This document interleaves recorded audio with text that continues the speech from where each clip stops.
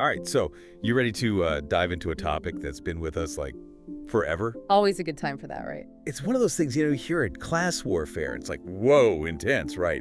But what does it actually mean? Well, that's what we're here to find out. Exactly.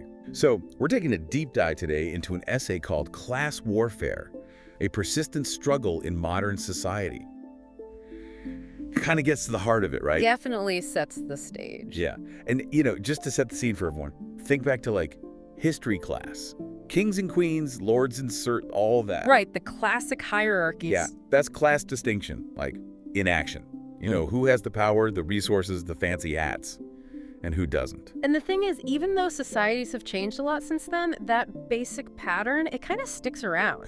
Oh, totally. Like this essay points out that, industrialization and capitalism, they brought progress, right? Yeah.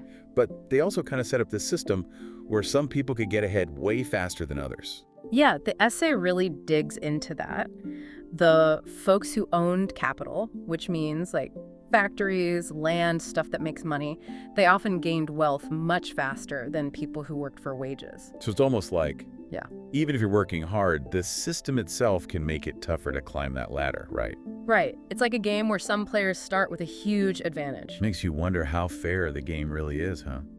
And the essay argues that even today, that imbalance, it's still a major player. Absolutely. To put it in perspective, it highlights how in a lot of countries, the top 1%, that's a tiny slice of the population, owns a disproportionately large chunk of the wealth. Whoa, okay, that's a lot to wrap your head around. Yeah. But how does that play out in our everyday lives? Like, how does that affect me going to the grocery store or trying to, pay rent? Well, think about it. The essay talks about how wages haven't really kept up with the rising cost of living. Housing, healthcare, education, even basic necessities, they all keep getting more expensive. Right, I feel that. And for a lot of folks, it's this constant struggle just to stay afloat, let alone get ahead. And then you add things like the gig economy and automation. Which the essay brings up too, yeah. Right, they're totally reshaping how we work, but it often creates more insecurity, not less. So, is the answer just like become a billionaire? Yeah. Asking for a friend? Wouldn't that be nice? Seriously. Yeah. But okay, the essay does talk about some solutions, right? It does. It emphasizes that we need some pretty big changes, structural changes, and it dives into how government policies can have a huge impact. Interesting. So politics actually matters for this whole class thing. Big time. Like tax reforms, for instance, they can either help spread the wealth around more or concentrate it even more in the hands of a few. Okay, so it's not just about arguing on Twitter. There are real consequences. Definitely. And then you get into the whole world of political narratives, which the essay also touches on. Oh yeah, how different groups spin the issue. Exactly. It mentions both left-wing and right-wing populists and how they frame the problem. It's like they're both looking at the same problem but seeing something totally different, right? Yeah, they're coming from different angles. Like, for example, left-wing populists often push for things like stronger social safety nets and higher taxes on the wealthy. Okay, makes sense. While right-wing populists might focus more on deregulation and supporting entrepreneurship. So like different paths to try and solve the same problem? But it sounds like there's no easy answer, is there?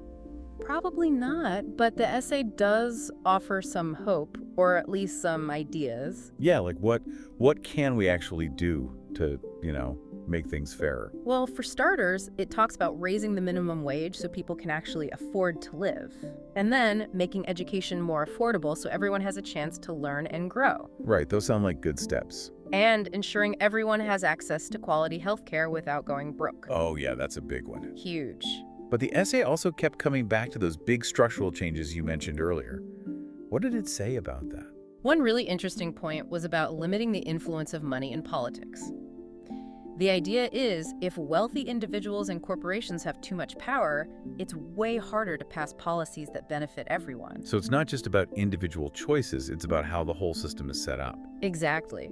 And that's where things like labor unions, advocacy groups, even just being aware of these issues and having conversations about them can start to shift things. So class warfare isn't just a history lesson, it's something we're all living with, in one way or another. Wow. This essay really makes you think. It does. Before we wrap up, I have to ask, if we want a fairer society, where do we even begin? What can we as individuals actually do about these big, complex problems? That's the question, isn't it? And hey, if you're interested in diving deeper into all this, I highly recommend checking out the full essay. It's definitely worth a read. Until next time, keep exploring. See you then.